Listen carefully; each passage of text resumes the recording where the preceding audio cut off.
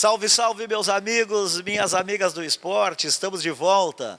É o nosso encontro de todos os fins de semana, é o encontro do esporte. 28 anos no ar, fazendo o melhor pelo esporte amador, dando força para o futebol profissional.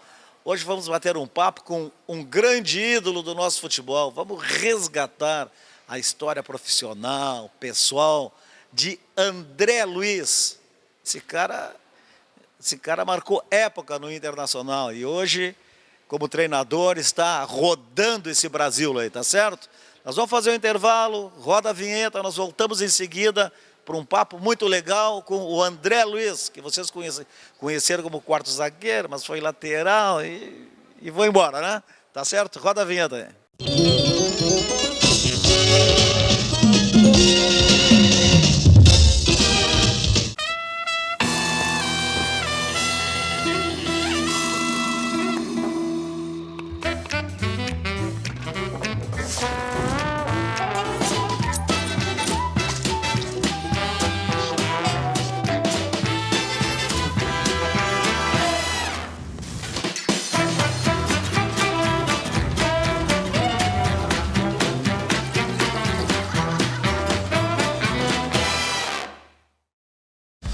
Na Multissom você encontra uma grande variedade de produtos com as melhores opções de pagamento. Temos celulares e smartphones, TVs e caixas de som, instrumentos musicais, os mais variados acessórios, tudo em fotografia, produtos para sua casa, brinquedos, CDs e DVDs e muito mais. E você ainda pode aproveitar as vantagens do Crédito Fácil Multissom e parcelar suas compras em até 15 vezes. Vá agora até uma de nossas lojas ou acesse www.multissom.com.br. Multissom, sempre perto de você.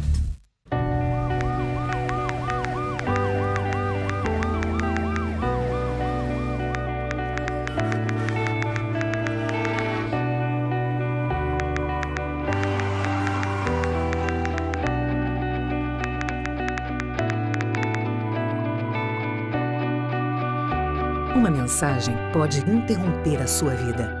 Ao dirigir, não use o celular.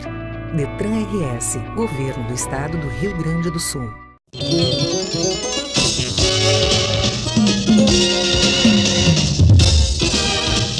Tá certo então, estamos de volta para esse papo com o André Luiz. Olha só, eu gosto muito de recuperar a história pessoal, a história profissional dos nossos grandes ídolos. E eu sempre digo que nossos grandes ídolos, André, só são cultuados quando estão em atividade. O torcedor vai no treino, vai no jogo, o ídolo fez o gol, ganhou o título, dá autógrafo, agora nem é mais autógrafo, agora é selfie, é foto. Por isso que eu criei aquele grande evento lá na Sojipa, que eu trazia aqui os maiores ídolos de todos os tempos, para realmente valorizar esse trabalho. Então hoje esse papo com o André Luiz, que ficou no Internacional, André. Quanto tempo? Bom, Bosco, só voltando um pouquinho nisso que tu estava falando, de resgatar, né, aqueles que foram ídolos, que jogaram nos grandes clubes e que hoje não fazem mais parte, né, do cenário atual do futebol. Por isso que eu gosto, né, de vir nesses programas. Já há algum tempo atrás eu estive no teu programa lá na Cristóvão Colombo, no shopping... Lá no Museu do Esporte, no Shopping Total. No Museu do Esporte, no Shopping Total.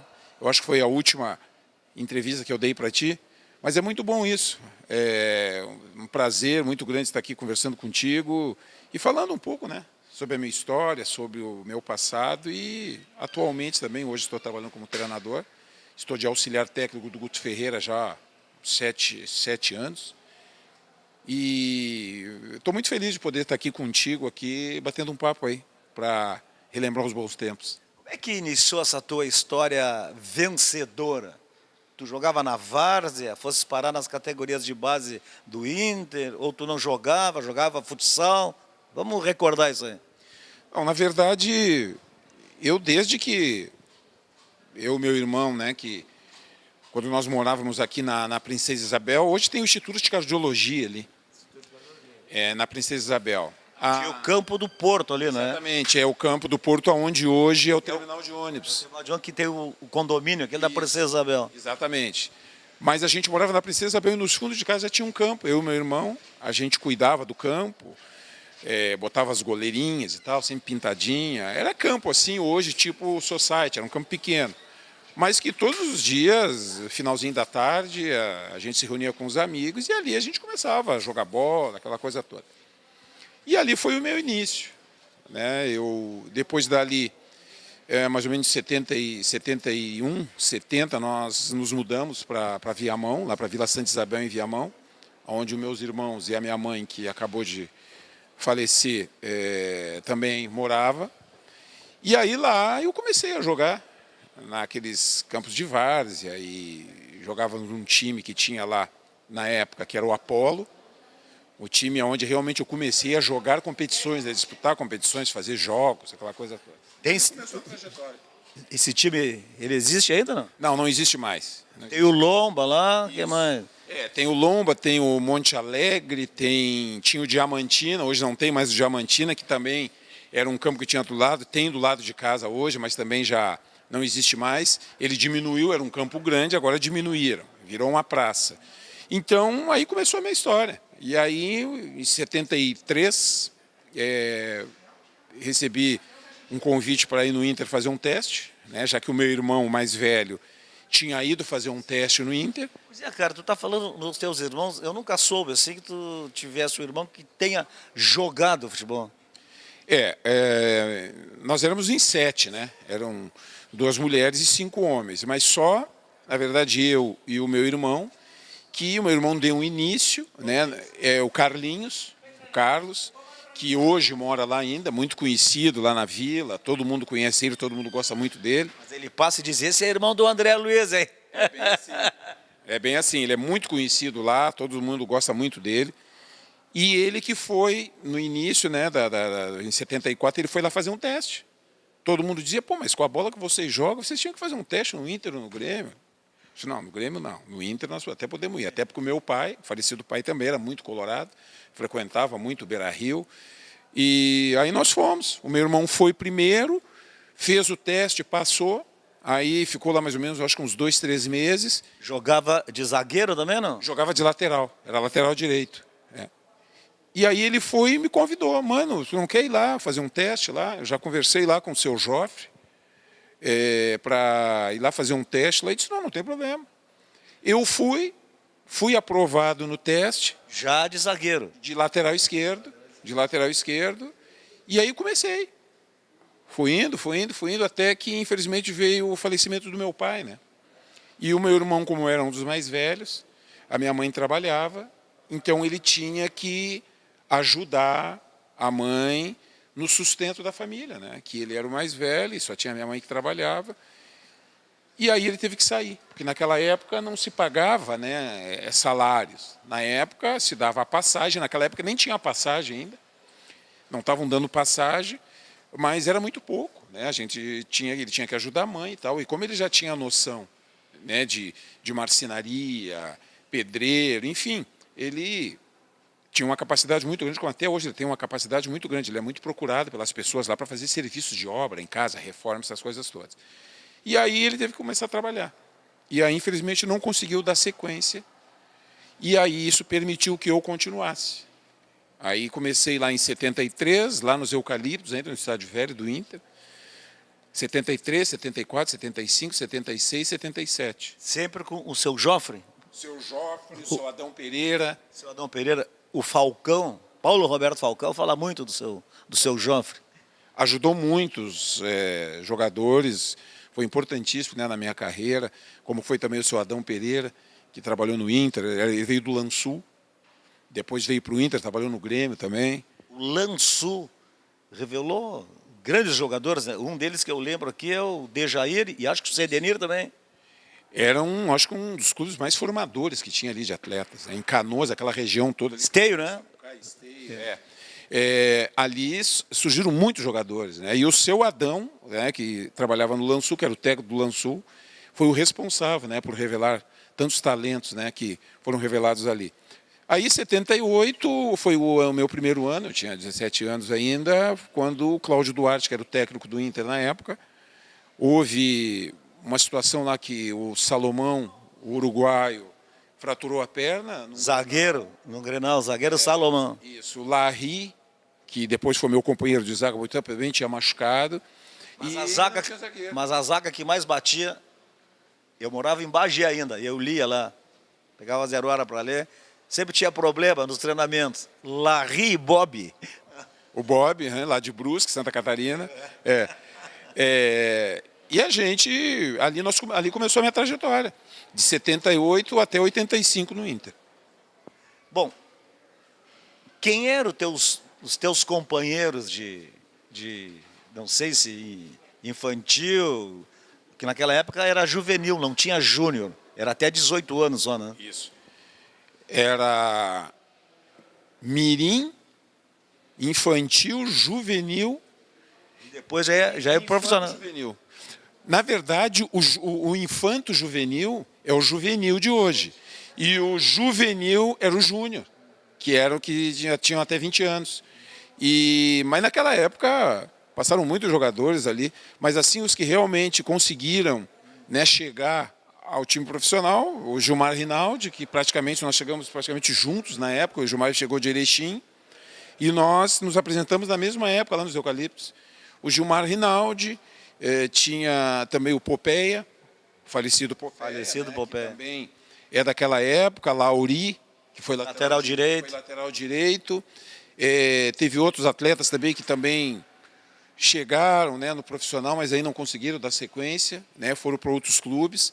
Mas esses jogadores assim são os que conseguiram realmente jogar no Inter, né, ficar algum tempo aqui, até saíram, depois retornaram. São esses jogadores assim que, na minha época, né, foram os que realmente tiveram mais destaque. E tu começasse como lateral esquerdo. Isso. Porque depois eu já te conheci na zaga e depois que tu fosse para lateral. E eu achei que tu primeiro tinha sido zagueiro para depois ser lateral. Mas é o contrário. Eu comecei de lateral, isso na verdade, em 78 eu joguei como zagueiro. Mas depois, em 79, quando chegou o Cláudio Mineiro, né, eu ainda cheguei a jogar alguns jogos de lateral com o seu N. Andrade. Depois, passei a jogar de zagueiro. O Cláudio Mineiro saiu, eu comecei a ficar jogando de lateral, e aí depois passei a jogar de zagueiro. Aí eu revezava ali, às vezes, com o Mauro Galvão jogava de volante, eu jogava de zagueiro, junto com o Aloysio, com o Pinga, com o Mauro Pastor. Depois, joguei alguns jogos também de lateral esquerdo, né, na época dos grandes títulos, né, que nós tivemos, que foi 81, 82, 83, 84, né, que nós encarreiramos aqueles títulos gaúchos. Aí eu fiquei jogando de lateral esquerdo, porque aí tinha Pinga, Mauro Galvão, Aloysio. Então aí eu fui deslocado. Que é uma história assim, mais ou menos parecida com a do técnico Roger Machado, que foi lateral no Grêmio durante tempo, depois foi para quarto zagueiro, e aí se transformou no técnico, como tu também te transformasse em técnico. Pode ser uma história parecida assim? Mais ou menos. O Roger tem mais ou menos a mesma trajetória, a mesma história. Porque sabe por quê? Porque tu começasse ali na Princesa Isabel, fosse para Viamão. O Roger tinha um time muito forte, o Auxiliadora, no Parcão. E o Valtinho, irmão dele, que era o zagueiro, que era o craque da família, no Monte Serra.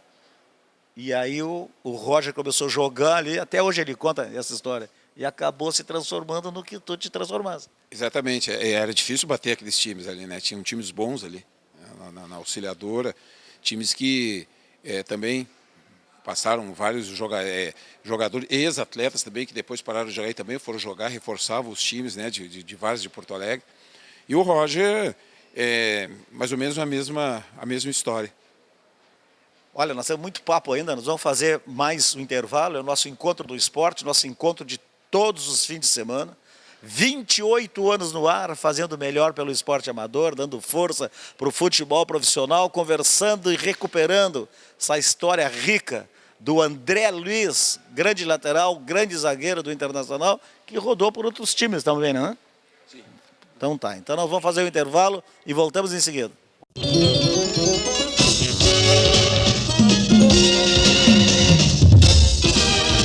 Joana sonhava em ser modelo, mas era balconista na confeitaria. Sorria para novos clientes, clientes antigos e até quando não tinha cliente nenhum. Cuidava da sua alimentação e da saúde de seus dentes. Hoje ela continua na confeitaria, ainda sorrindo, só que agora no cartaz da propaganda. O Sesc tem muitos jeitos para você ser feliz. Cuide de seu sorriso em nossas clínicas odontológicas. Tratamentos diversos para crianças e adultos com agendamento direto nas unidades. Vá até o Sesc da sua região ou acesse o site.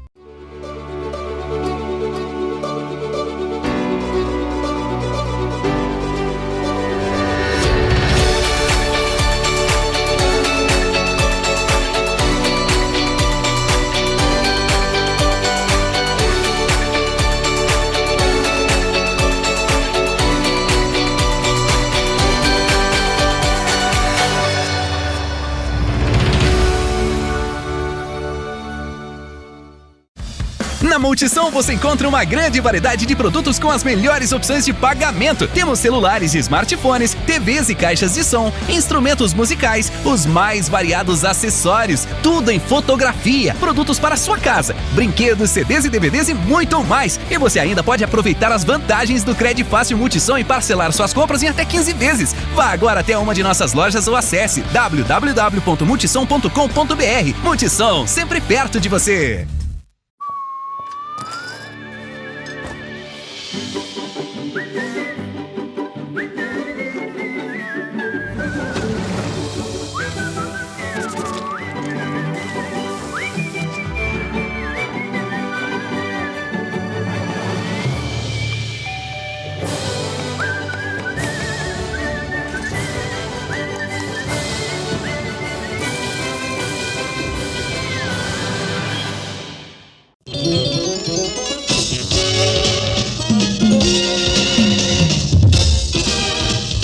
Vamos embora então, estamos de volta. São muitas as histórias dos grandes ídolos. Quem conviveu em clube profissional, jogou em grande clube, conviveu em vestiário, tem muitas histórias, né? Mas para chegar até a esse estágio, se enfrenta também muitas dificuldades. Aí tu estavas falando lá atrás que o Cláudio Duarte, o Claudião, que agora é comentarista da Band. Alô, Claudião, um abraço. Em 78, foi te buscar no Juvenil. Exatamente. Claudião, mando meu abraço para ele, uma pessoa que eu tenho uma estima muito grande, uma pessoa que me ajudou, foi bem dizer, a pessoa que confiou, né? O técnico que confiou no meu potencial na época, mesmo sendo muito jovem ainda, acreditou que eu poderia dar conta do recado, né, naquele momento de dificuldade que o Inter estava sem jogadores. Então, confiou em mim, acreditou em mim e foi um dos grandes responsáveis, né, por eu ter tido uma carreira vencedora. Joguei durante 22 anos, né, eu acho que... Quando tu chegasse, né, que o Claudião te tira do juvenil, com 17 anos, te coloca no grupo principal, 1978, quem era o time do Inter? Tu lembra? Primeiro só, eu não posso nunca deixar de contar essa passagem que eu tive num momento de dificuldade, que logo que eu comecei a jogar, muitas vezes eu morando lá na Vila Santa Isabel, em Viamão, eu tinha que treinar aqui nos Eucaliptos e muitas vezes a gente ganhava a passagem para a semana, mas como a gente tinha dificuldade em casa, aquela coisa toda, muitas vezes eu gastava o dinheiro da passagem para fazer alguma compra para casa, alguma coisa, e umas 3, 4 vezes eu vim de lá da Santa Isabel até o estádio dos Eucaliptos a pé. Quanto tempo isso? Vinha caminhando. Saía, pegava ali a Senador Salgado Filho, né? Descia a Lomba do Sabão, vinha a pé. Que era a Lomba do Sabão? Que era, né? Porque hoje tá uma maravilha aquilo ali, né? Então muita gente não sabe dessa minha história. Muitas vezes eu saía a pé lá, quase de Viamão até Porto Alegre para poder treinar. Quanto tempo dava de caminhada isso? Eu levava, acho que mais ou menos umas 6 horas. Umas 6 horas caminhando. Já com café tomado, almoço, como é que era? Não, muitas vezes saía de lá, vinha caminhando, chegava, os treinamentos eram à tarde, Chegava muitas vezes sem comer, às vezes chegava no bar do Seu Guilherme, que tinha um bar bem na frente dos eucaliptos, onde todos os atletas que moravam nos eucaliptos, na época, na concentração, faziam as refeições no Seu Guilherme, o tio Gui. E muitas vezes eu chegava lá e pedia para ele, né, para almoçar, porque até então eu estava cansado, né, e precisava treinar à tarde, e muitas vezes ele me cedia, muitas vezes, né, uma refeição. E trabalhei muito tempo também depois, quando eu comecei a jogar na base, trabalhei muito tempo também, eu acho que durante uns 5 anos, numa oficina mecânica na Zenha. Que aí eu lembro assim disso, porque depois eu conheci o Magrão, Exatamente. que já faleceu, que diziam que era irmão do Gilberto Tim, que eram grandes amigos, e a oficina ficava na Zenha, antes da curva para Carlos Barbosa ali, num beco.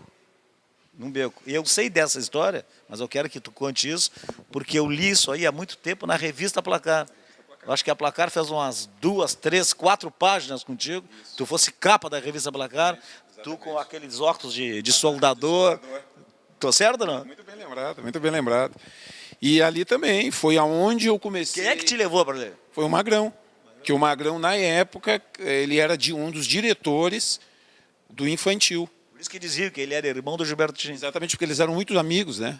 Muito amigos. Então, volta e meia, o Magrão se reunia ali com ele, o Rubens Garcia, o Rubinho. Aliás, Rubem Garcia está fazendo hoje 82 anos. Exatamente. 80, um beijo no teu coração, meu pai. Já até mandei um WhatsApp aí, mas tu fugiste para Camboriú para não pagar o churrasco. O Rubinho é meu pai. O branco é gente finíssima. Uma pessoa importantíssima também na minha carreira, como também Raul Cabral, também o doutor Raul também na época, que eram os diretores, o doutor Arnaldo, o seu Elias, falecido, o doutor Elias também, que era o diretor, né, era um dos diretores também. Então todas as pessoas eu gosto de recordar porque foram pessoas importantes da minha vida. E o Magrão, juntamente com o Rubens Garcia, né, foram os que o Magrão me deu a oportunidade de eu trabalhar lá com ele. Então eu saía de Viamão, trabalhava de manhã e à tarde eu ia para os eucaliptos treinar. Às vezes, né, ficava um servicinho por fazer ainda, terminava o treino, eu voltava caminhando dos eucaliptos até a Zenha para concluir. Aí já era pertinho, ali já era pertinho. Para quem vinha de Viamão a pé até Porto Alegre, ali era... Porque aí quando o Magrão te leva para tu ser auxiliar de chapista, acho que era, né? De chapeador. Chapeador, né? Aí tu já tinha a alimentação com ele, já tinha um dinheirinho para levar para casa. Aí já era um outro momento, né? Um momento já que eu já estava, que eu recebia salário, né, da oficina, lá do Magrão, e também tinha o dinheiro da passagem que o clube me dava para fazer o deslocamento. E já tinha um salário quando tu subisse para os profissionais, não? Ah, sim. Aí quando eu subi para os profissionais, aí eu já fiz um contrato, né, na época, Carlos Duran. O Martelo, pai da Carla, grande Carlos Duran. Edson Prates, que até hoje está lá, com a sua esposa Norma. De Bagé, Norma. De Bagé, aquelas pessoas queridas que eu também tenho um carinho muito grande por eles. Até agora, quando nós estávamos no Inter, o ano passado, eu sempre, quando a gente ia treinar no campo principal, né, no Beira-Rio, antes de eu ir para o campo, eu sempre passava lá, para me sentar lá, conversar com o Edson, conversar com o Luiz Carlos também, que faleceu, né, nos deixou, a Norma, né, o Rogério, aquelas pessoas que na minha época já trabalhavam lá, ainda estão lá. Agora tem o Vinícius, que é filho do Edson com a Dobra, que é empresário de futebol. O Vinícius também, né, que são... Então são pessoas assim que eu gosto de citar, muita gente não conhece, mas são pessoas anônimas, né, pessoas que poucas torcedores conhecem, não conhecem, porque sempre no mesmo lugar, lá aparecem pouco, mas então nesses momentos aqui, eu gosto de citar o nome dessas pessoas, porque como eu disse, foram pessoas que foram importantes na minha vida, então eu sempre gosto de citar o nome deles. Agora, tu aprendesse mesmo a profissão de chapeador ou não? Não. Na verdade, Bosco, lá eu fazia montar... Não, nem solda eu fazia. Eu fazia montagem quando chegava um carro lá, que tinha que pegar e... Por exemplo, eu tirava um paralama, tirava para-choque, aí quando a pintura, o pintor fazia, estava pronta a pintura, aí eu ia fazer o polimento, né, para deixar bonitinho, montava, desmontava. Esse era o meu serviço. Na verdade, o chapeador foi porque, quando eu estava trabalhando, teve um repórter lá e viu eu mexendo lá no negócio, aí ele achou interessante, pô, vamos fazer, né, uma matéria, tu bota o óculos, aí ficou aquela coisa de chapeador, mas na verdade eu nunca fui chapeador, né, porque até naquela época tinha ótimos profissionais lá, então eu só auxiliava eles. Mas tu não é bobo, né? Tu olha hoje, tu entende alguma coisa. Sim, sim, aprendi muito ali. Também é uma coisa, até um tempo atrás eu até pensei em entrar nesse ramo aí, né, de montar alguma coisa assim, porque realmente é uma coisa muito rentável, exatamente. Rapaz, tinha um cara ali, já que nós estamos falando do Magrão, da oficina, onde tu trabalhasse, ficava naquele beco ali, na curva, antes de entrar para Carlos Barbosa, do Estádio Olímpico, tinha o cara que tinha ali o quebra-galho. Ele não tinha ali, o cara que arrumava chuveiro, arrumava torneira, andava de bicicleta, e eu achava engraçado porque ele botou um baita nome no negócio. Quebra-galho era o nome da empresinha dele ali. Ele ficava perto da oficina, porque antes tinha um posto da ESSO, né, que era do lado, e hoje me parece que ali onde é a loja, onde era a oficina, tem uma loja. Agora eu não me lembro bem o nome da loja, se tem um Bradesco, depois tem uma loja ali que eu não me lembro bem. E ali tinha realmente o quebra-galho. Era um cara espetacular, realmente ele fazia tudo. E era muito procurado ali no bairro, porque ele tinha muito conhecimento. E tu não cansava? Trabalhava de manhã, vinha de Viamão, trabalhava, treinamento, às vezes tinha que voltar para terminar o trabalho que tinha ficado. Não, na verdade, Bosco, eu era jovem, né, com todo vigor, e no momento que eu comecei a trabalhar e poder jogar no Inter e ajudar minha família em casa, ajudar minha mãe, meus irmãos, aí eu vi que realmente eu precisava conseguir chegar um dia a ser profissional, comecei a ganhar o meu dinheiro, coisa que até então eu dependia só dos pais, e no momento que tu começa a ganhar o teu dinheirinho, tu começa a trabalhar e começa a ganhar o teu dinheiro, e volta e meia eu via os jogadores do Inter e Grêmio, que o Magrão era muito amigo deles, eles chegavam ali para arrumar seus carros. Tudo com o carrão, né? Eu via aqueles carrões chegando, né? O Minelli era um freguês. Rubens Minella, técnico Rubens Minelli, que era muito amigo do Magrão. Exatamente. E ele tinha um Galaxy na época. E ele era muito vaidoso, né? Ele gostava muito daquele Galaxy. Então, toda vez que ele chegava lá no oficina... Que cor era? É branco. Negrão, eu quero que tu dê um trato aí para mim. E tu já jogava lá? E eu já jogava na base do Inter. Aí, o que eu fazia? Pegava o saco de estopa, aquele negócio, pegava a cera e polia todo o carro do Minelli. Era um Galaxy, carro grande. Então, eu deixava bonito, brilhando e tal. Aí ele chegava lá, olhava, pô, legal. Pegava e botava um dinheirinho no meu bolso. Uma gorjetinha daquelas bem graúda, né? Então, aquilo ali que foi me motivando, né? A trabalhar. Quem mais que levava o carro lá? Cláudio Obiro, Braulio. E eu fiz uma entrevista com o Braulio, começou fazendo contigo agora. E o Braulio contava assim que ele e o Cláudio Obiro, mais o Cláudio Obiro, faziam uma disputa de qual deles tinha o melhor carro. Braulio, Escurinho, o Volmir, do Grêmio também, o próprio Tarcísio ia muito ali, Vitor Hugo, chegavam lá com seus carros para a gente, às vezes, dar um polimento. E aí tu ficava olhando e tu tinha a certeza de, olha, um dia eu vou vencer nisso aí. Em que momento que tu tivesse a certeza que tu ia virar profissional e dar certo? Quando eu chegava para treinar, e muitas vezes fazia o treinamento, às vezes tomava o banho, saía, ficava ali na frente do tio Gui, o seu Guilherme sentado conversando, e às vezes os funcionários vinham conversar e tal, e aí tinha lá o seu Wilson, parece que na época, que o apelido dele era Jacaré, o seu Jorge também, que era roupeiro, e todos eles vinham e falavam para mim, olha aqui, ó, tu é um desses meninos que eu vejo jogando aqui, treinando aqui, que tu vai ser profissional, que tu tem potencial. Eu tenho visto aí, todo mundo comenta muito isso. E aquilo ali eu comecei, não, bom, se realmente essas pessoas que têm uma experiência muito grande, de ter visto vários jogadores que passaram por ali estão falando isso, aí eu comecei a acreditar. E tu já era grandão, forte lá, com 17 anos? Eu sempre fui muito forte, né? E a genética, né, me ajudou muito e... Subia bem já na época, de cabeça? Batia bem na bola, batia forte, subia de cabeça, era bom na bola aérea, tinha boa velocidade, tinha todos os requisitos para poder ser um grande jogador. E aí ali eu comecei a acreditar que realmente eu tinha potencial, e o seu Joffre, o seu Adão Pereira, todos eles sempre falando, os dirigentes sempre falando que eu estava muito bem, parabéns pelo jogo que tu fez. Então aquilo ali começou a me motivar realmente para mim conseguir chegar onde eu cheguei. Tem muitas histórias ainda que nós vamos contar aqui, vamos recuperar, porque todos eles, todos os nossos ídolos aí, que nem o André, tiveram uma vida de dificuldades, depois uma vida boa, muito boa, e o importante é que não esquece as suas raízes e valoriza as pessoas que ajudaram, que é o que ele está falando aqui. Tá certo? Vamos fazer mais um intervalo aí, roda a vinheta, que nós voltamos para o terceiro bloco do nosso programa.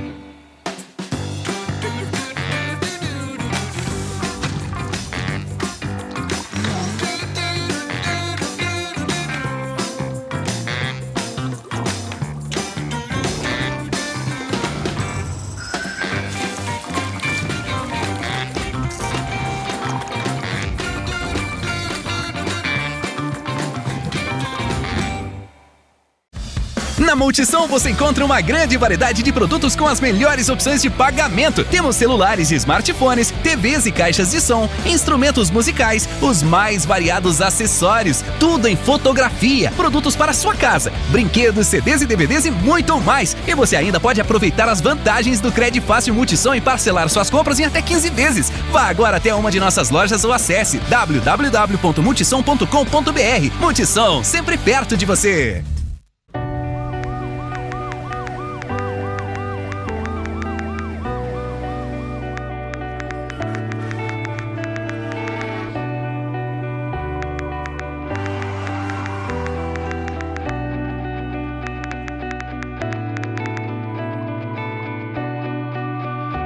Uma mensagem pode interromper a sua vida.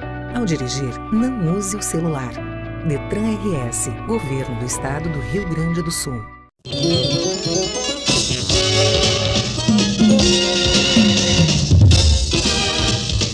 Estamos aí de novo, estamos de volta, esse papo com o André Luiz, zagueiro, lateral do Internacional.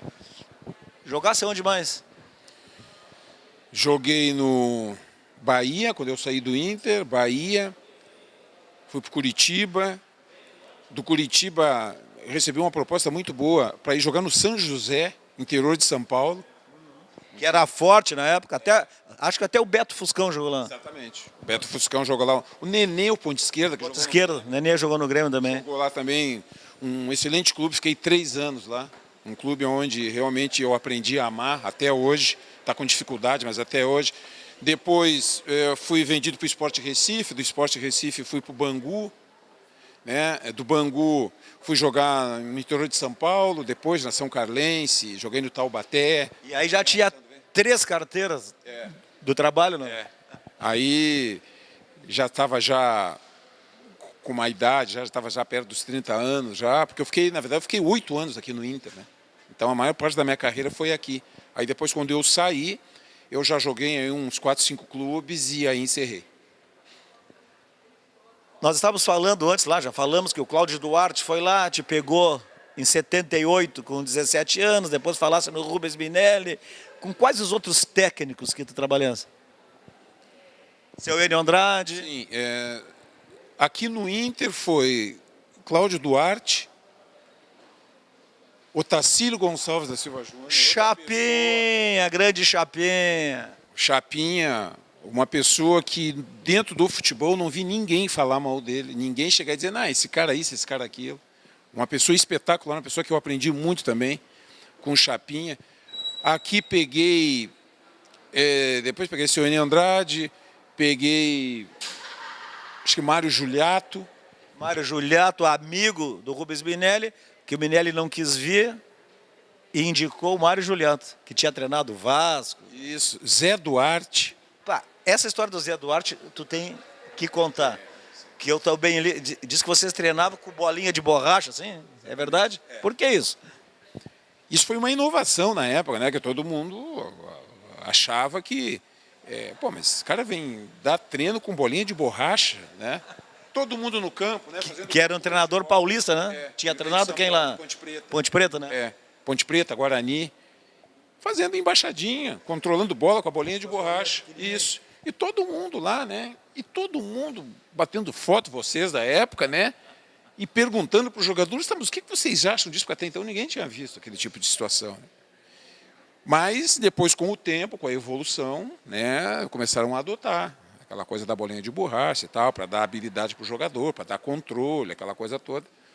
Porque realmente era uma coisa diferente o bolso. Porque quando tu pegava aquela bolinha pequenininha, tu começava a fazer controle com ela, aí era só com a perna direita, aí daqui a pouco só com a perna esquerda, aí fazia controle baixinho, aí daqui a pouco começava a fazer um pouco de controle um pouco mais alto, sem deixar cair na coxa, no peito, na cabeça.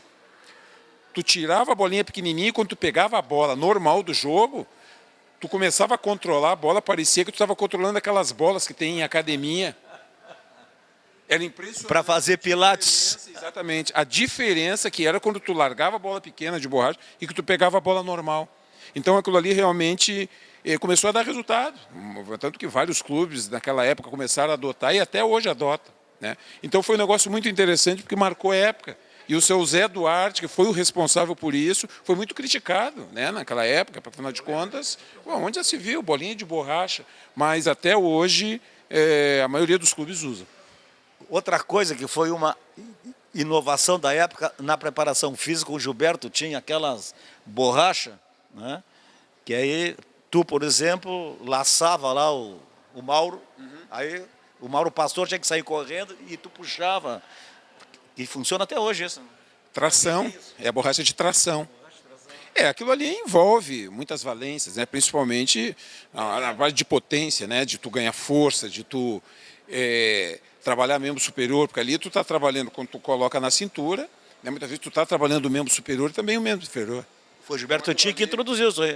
Eu lembro disso. Isso, aquilo ali na época ele introduziu e também a academia, a musculação, né? Que o Gilberto Tinha foi um dos pioneiros aí que realmente começou a investir forte em trabalho de academia, pedindo para o clube muitas vezes comprar os aparelhos, né, para colocar no clube, para os jogadores poderem fazer fortalecimento muscular. E na época, muitos jogadores que vinham de outros estados, que vinham aqui para Porto Alegre para trabalhar no Inter, tinham muita dificuldade, né, porque não conseguiam, né, demoravam para adaptação, né. Principalmente os cariocas, né, porque só treinavam um turno lá. Botafogo, treino às 10 horas, chegava um às 10, chegava outro às 11. Aqui não, o time marcava o horário e era aquele horário. Eu me lembro até que o Joãozinho, que jogou no Cruzeiro, depois veio jogar aqui no baita ponta esquerda. Ele foi um dos que mais eu vi sofrer no Inter por causa da musculação. Porque o Gilberto Tinha muitas vezes fazia um trabalho de reforço antes da gente ir para o campo, né, trabalho de transferência, e na época ninguém fazia, poucos faziam aquele trabalho de força. O Gilberto Tinha ficava do lado, te dando soco, né? Te dando porrada, vamos, tu é campeão ou não é? Tu é campeão ou não é? E fazendo os jogadores levantarem aquele peso que era um absurdo, né? Os jogadores não estavam acostumados com aquilo. No outro dia, os jogadores não conseguiam andar, ficavam às vezes 2, 3 dias com dor muscular por causa do trabalho de força que o Gilberto Tinha fazia. Mas depois, lá na frente, depois que adaptava, aí aconteceu, né, os grandes títulos aí que o Inter conseguiu devido a esse trabalho que os clubes de outros estados não faziam. Hoje, sem preparação física, ninguém vai a lugar nenhum, né? Hoje... Só a habilidade não funciona. Não. Hoje, se o jogador não tiver noção de marcação, independente da posição que ele joga, de ser atacante, se é meio campista, se não tiver noção de marcação, não tiver força, não tiver velocidade, vai sofrer.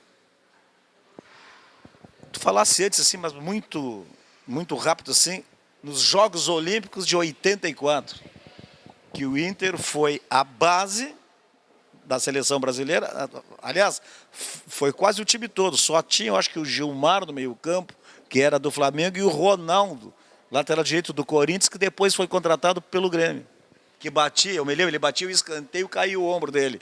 Aí ele teve que fazer uma cirurgia no Grêmio aqui para colocar o gancho no ombro, porque ele batia e o ombro caía, é verdade, né? Naquela época tinha, que não eram do Inter, né? Tinha o Chicão, que era o centroavante que estava na Ponte Preta, depois foi para o Corinthians, Luiz Henrique, goleiro, Ronaldo, o lateral direito, Davi, um zagueiro que era do Santos, e Gilmar Popoca, que era do Flamengo. E o Tonho Gil, né, que jogava no Aimoré na época, estava jogando no Aimoré na época, o Tonho Gil também foi convocado, porque ele já fazia parte, jogou no Inter mais ou menos naquela época, depois saiu e também foi convocado. Então, o Inter, na época, nós estávamos no Japão, disputando a Copa Quirim, quando recebemos a notícia do Laércio de Franceschi e do Vianney Carlet, que estavam nos acompanhando naquela excursão, dizendo que nós iríamos representar o Brasil nas Olimpíadas de Los Angeles. Todo mundo ficou surpreso, né? Porque, pô, mas como assim? Representar o Brasil em Los Angeles, numa Olimpíada? Isso aí tá para acontecer. E aí, quando nós chegamos em Porto Alegre, realmente foi confirmado. Ficamos acho que uma semana aqui, depois já fomos para o Espírito Santo fazer uma pré-temporada para viajar para Los Angeles. Que o treinador não foi o do Inter, ou foi? Na época, deu um rolo, né? Júlio Espinosa e o Chapinha. Que foi o Júlio foi, né? Júlio Espinosa e o Chapinha. O Jair Pisserni era o técnico. Queriam até, né, que o Otacílio acompanhasse a delegação para ir junto, mas aí o Otacílio, né, chegou e disse, não vou. Que é um gentleman, né? Sempre foi um gentleman. Deixa o Jair ir lá com os jogadores e tal, eu vou ficar aqui na torcida, mas o Júlio Espinosa foi. Então era o Jair Pisserni, Júlio Espinosa e o Augusto, né, que era o preparador físico, esse aí que eram os membros da comissão técnica. E aí esse time foi medalha de prata? Nós chegamos na final com a França, né? Foi uma coisa assim, que a preparação realmente não foi uma preparação como tem hoje, né? Como foi agora que o Brasil foi campeão olímpico, nós não tivemos uma preparação. Se nós tivéssemos uma preparação, como foi feita essa preparação para ganhar a primeira medalha no futebol, a medalha de ouro, certamente nós teríamos sido campeões olímpicos na época, porque realmente tiveram algumas coisas lá que não foram bem ajustadas, a coisa estava meio solta, então não tinha aquela coisa, né, de regras, né? E na realidade, nessa preparação, teve gente, por exemplo, do centro lá, né, que não aceitou que o Inter fosse o escolhido. Houve muita rejeição, né? Quer dizer que nem eu sei até hoje por que o Inter foi escolhido. A imprensa, em geral, de São Paulo, Rio, não admitiam, né? O que aconteceu foi o seguinte, Bosco.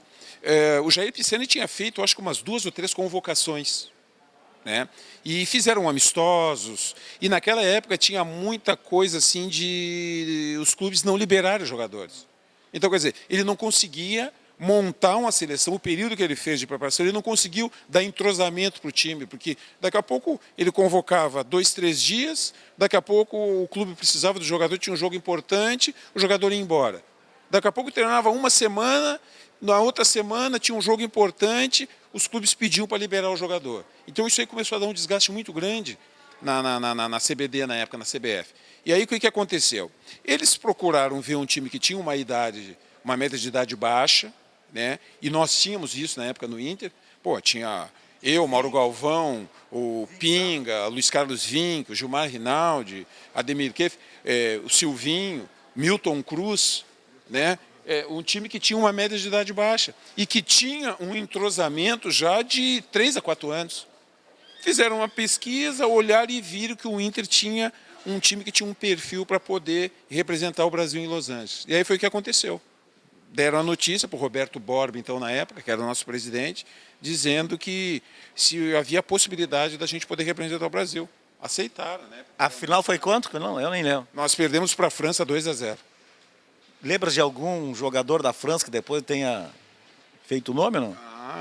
O Giresse, o Tiganá. O Tiganá, esse jogou muito. Jogadores que realmente fizeram muita diferença, né, naquela Olimpíada. E era uma seleção que tinha sido campeã europeia, né? Já vinha, e se prepararam também para aquele momento. E o time do Inter não. Mas foi longe, né?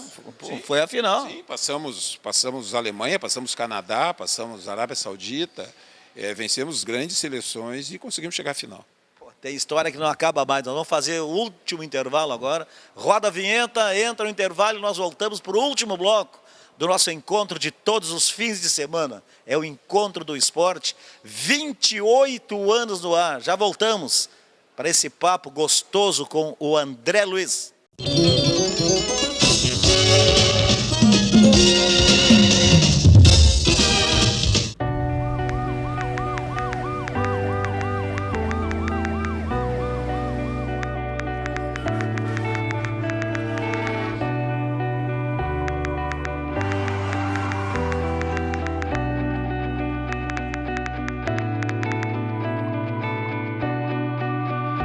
Uma mensagem pode interromper a sua vida. Ao dirigir, não use o celular. Detran RS, Governo do Estado do Rio Grande do Sul. Pablo é um técnico de TI atarefado. Tem que resolver muitos problemas todo dia, o tempo todo. Se não é a rede do servidor, é o sistema de segurança. Se não é o computador do vizinho, é a internet do condomínio. Como ele desliga de tudo isso? Pablo se liga na cultura. O Sesc tem muitos jeitos para você ser feliz. Apresentações de teatro, música, dança, cinema, literatura, artes visuais e muito mais. Vá até o Sesc ou acesse o site.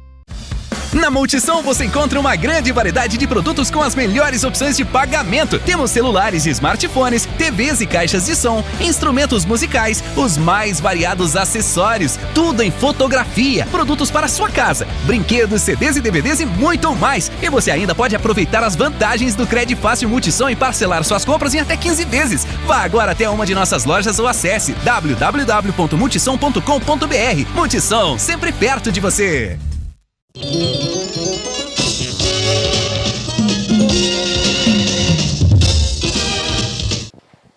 Deu, Fernando? Vamos lá então, estamos de volta. É o nosso encontro do esporte, 28 anos do ar, fazendo o melhor pelo esporte amador, dando força para o futebol profissional. O último bloco do nosso programa, esse papo gostoso aqui com o André Luiz, jogador do Inter, de tantos outros clubes. Vamos falar um pouco, sabe que eu tenho uma tese, cara? Hoje tu é treinador, trabalhas na equipe do Guto Ferreira já há 7 anos. Uma vez eu falei fiz um churrasco lá em casa, estava lá o Parreira, o Filipão, tinha um pessoal lá. Aí eu disse para eles assim, treinador é tudo igual. Vocês vêm com esses papos aí de 4-4-2, 4-3-3. Eles, como assim que é tudo igual? E eu disse, o zagueiro não pode marcar em linha. Os laterais não apoiam ao mesmo tempo sem a bola. O teu 5 tem que proteger e marcar o 8. Aí tu fecha um pouquinho, coisa e tal. Tá, mas e aí? Eu disse, não, o treinador bom é aquele que tem o grupo na mão, que tem o vestiário na mão. Aí eles começaram a rir, não concordaram, claro. Mas é meio caminho andado ter o vestiário na mão? Acho que é o principal. Tô certo, não? Tu é do ramo, tu sabe, não adianta. Eu acho que em qualquer segmento, eu cheguei aqui na tua sala agora, né, eu vi várias pessoas ali, que são acho que os teus assessores, e é a mesma coisa. Se tu tratar eles bem, se tu for educado, muitas vezes vai chegar alguém com algum problema particular em casa, familiar, vai chegar, vai te chamar, Bosco, eu estou com um problema assim, assim, assim, eu queria saber se tu não poderia... Se tu chegar e tratar essa pessoa com indiferença e chegar e falar para ela, não, eu quero que tu fique aqui, eu acho que os problemas particulares, acho que a gente não pode misturar, que é trabalho, e infelizmente isso aí que tu está me passando, tudo bem, mas agora tu vai ter que trabalhar, cara, eu não posso te liberar para ti em casa, tu vai ter um ambiente ruim ali. A pessoa vai concordar contigo, tudo bem, vai ficar ali, mas vai ficar com aquele remorso, né? Pô, eu fui falar para o Bosco, abri o meu coração para ele, falei que eu estou com um problema, pô, e ele não entendeu. Ele não deu uma oportunidade de eu poder sair, poder resolver um problema. Aí tu começa a ter problema com a equipe, porque aí essa pessoa, as outras pessoas que estão ali, certamente são amigas dela. Né? Aí já, daqui a pouco já vão dizer assim, pô, realmente, porra, o Bosco não te ajudou, pô, esse cara aí, já começa a criar um clima ruim. Agora, se tu é gentil com a pessoa, tu entende, né? Tu chega e diz, não, tudo bem, não tem problema nenhum. Poxa, isso aí é um problema sério que tu tem, não tem problema, vai, resolve, quando tu estiver bem lá, chega e me avisa. Aí porque um grupo no vestiário é um grupo totalmente heterogêneo. E tem os marrentos. Como é que se trabalha com isso? É o técnico direto, ou o técnico fala para o auxiliar, olha, encosta ali, dá uma conversada, vê o que está acontecendo, vê o que a gente pode ajudar? Acho que tem que haver uma divisão, né? Nós, por exemplo, a equipe do Guto, nós somos os 2 auxiliares e muitas coisas, em muitos momentos, a gente tem que, muitas vezes, blindar o técnico. Tem alguns problemas que a gente não pode deixar chegar a ele, porque a gente sabe que, muitas vezes, pelo temperamento... Ele vai saber que tem o problema, mas que vocês já estão atuando. muitas vezes até pela maneira como essa pessoa, como o chefe da comissão técnica vai agir com essa situação. Né? Então, para evitar esse tipo de situação, a gente absorve, a gente chama o atleta, a gente conversa. Se der para não chegar ao problema, por exemplo, no técnico, melhor, está resolvido. Agora, muitas vezes a gente tem que chegar e tem que passar. Olha, aconteceu isso, isso e isso, mas nós já resolvemos o problema, tá? Aconteceu isso, isso e isso. E aí nós tivemos essa postura com o jogador. Aí ele, não, tudo bem, ok. Então, eu acho que o principal é tu ter os teus jogadores na mão, os jogadores acreditando em ti, os jogadores correndo por ti. Porque eu já vi vários exemplos de técnicos que muitas vezes não têm graduação, não têm curso, não têm estágios fora do país, que simplesmente sabe tratar o jogador, trata bem o jogador entra em campo e corre por ele. Aí todo mundo pergunta, pô, mas o que está acontecendo com esse time? Pô, esse time... Tu sabe que eu tenho uma história que eu conto sempre sobre isso, do Alfinete, que foi lateral do Grêmio, que foi do Corinthians, coisa e tal. Um jogo do Grêmio no Estádio Olímpico, jogo qualquer, cara. O Grêmio ganhando, final de jogo, a bola saindo para a lateral, eu já contei isso aqui.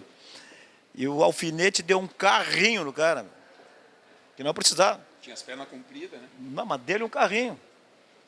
Aí terminou o jogo e nós chamávamos ele de Fefê. Ô, Fefê, pô, jogo muquirana, final de jogo, aí tu desce um carrinho no cara. É que o treinador é o Valdir Espinosa. Se fosse outro, não dava. Mas por Valdir Espinosa, eu dei esse carrinho. É mais ou menos isso que tu está colocando. Como eu disse, em qualquer segmento, se tu é o líder, se tu é a pessoa que tem que fazer as coisas funcionarem, se tu depende dos jogadores, se tu estiver bem com eles, tu vai, no momento que tu substitui o jogador, ele vai chegar e vai te dar um abraço. No momento que esse jogador for lá fizer um gol, ele vai vir correndo, apontando para ti, vai te dar um abraço, vai vir comemorar com os jogadores que estão ali no banco. Esse tipo de situação, quando acontece, tu vê que a coisa está fluindo bem. Agora, quando tu vê o jogador faz um gol, ele vai lá na torcida, vibrar sozinho, bater no peito, uns vão lá para o outro lado, ali no banco, um ou outro se abraça e tal, tu vê que a coisa está meio complicada. Agora, quando o jogador faz o gol, que todos se reúnem e faz aquela pirâmide, aí tu vê, pô, esse grupo aí está fechado e o treinador tem eles na mão. Sabe que eu assisti o Luxemburgo dizendo o seguinte, todo mundo acha, né, que no intervalo se tem tempo para tentar mudar muitas coisas. São 15 minutos, mas não são 15 minutos. Termina lá o primeiro tempo, um dá uma entrevista, o outro vai no banheiro, o outro não sei o que lá, troca a chuteira, troca o fardamento, quando vê tem 3, 4 minutos para poder falar. É isso mesmo? Acontece isso, só que aí tu tem que te programar.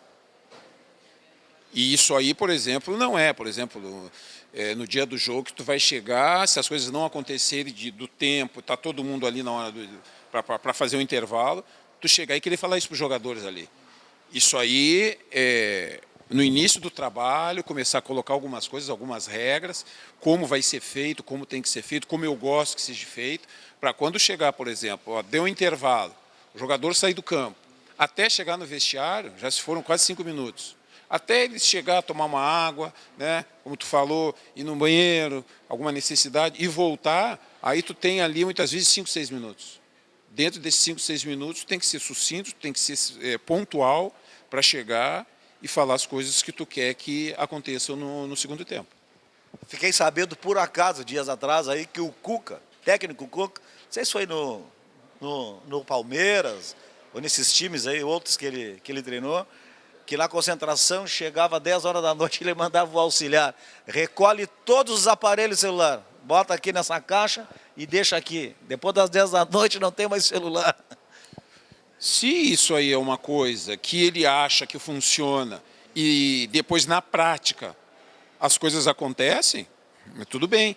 Mas agora eu acho que é uma coisa muito complicada de se fazer. Hoje em dia, do jeito que está a coisa aí, dificilmente tu vai conseguir, eu acho que um retorno com isso. Porque muitas vezes O jogador quando chega... que talvez seja... Não é aquele negócio, não pode mais falar com a família, não pode mais falar com ninguém. É que talvez seja o seguinte, olha, cara, tem que dormir cedo, olha, tem que te recolher, acho que é isso. Mas tem maneiras de tu conseguir isso conversando com os jogadores, orientando eles, aquela coisa. Eu acho que isso aí funciona muito no dia do jogo.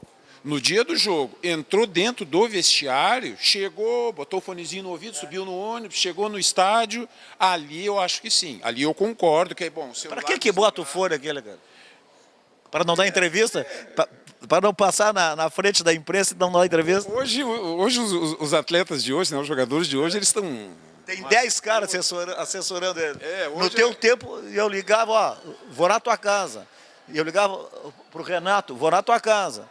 Todo mundo. Hoje tem que passar por 10. Hoje o fone de ouvido é uma febre que tem aí. E a outra coisa é... para não ter a leitura. A mão na boca, né? Eu até brinco, às vezes, quando a gente está assistindo um jogo, alguma coisa. Então, termina o jogo, muitas vezes tu olha, tem todo mundo que está conversando, estão assim com a mão na boca, né? Com a mão na boca. Eu disse assim, pô, qual será o assunto que eles estão conversando? Muitas vezes estão ganhando um jogo, né? Qual será o assunto ali que ninguém pode saber, o que é, né? O cara vai na casa mata para conversar com a mão na boca. Então, essas são as manias, né, que os atletas têm aí, que cada dia que passa aparece uma novidade aí. Cara, nós ficaríamos aqui 2 horas contando história, nem entrei na história do seu Enio Andrade, que mudava jogo no intervalo, as pescarias do Rubens Minelli. Pô, nós teríamos muito mais temas. 1 hora de programa passou rápido. Muito obrigado, muito obrigado. Eu que agradeço, Bosco. Mais uma vez aí, é um prazer estar aqui na Câmara, aqui contigo. Aqui. Encontrei vários amigos aqui. Outro dia nós já tivemos, né? Na terça-feira, já tivemos. Lá na Terça Pobre. Ó o jacaré, ó o jacaré. E conversamos, tendo um papo legal lá, mas assim, aqui junto contigo, passando alguma coisa aí da minha história, né? Das coisas que eu passei no futebol, é muito legal. Muito obrigado. Tá certo, André Luiz, grande ídolo, grande amigo, grande parceiro. Muito obrigado a todos, espero que vocês tenham gostado. Um grande abraço e até o próximo fim de semana.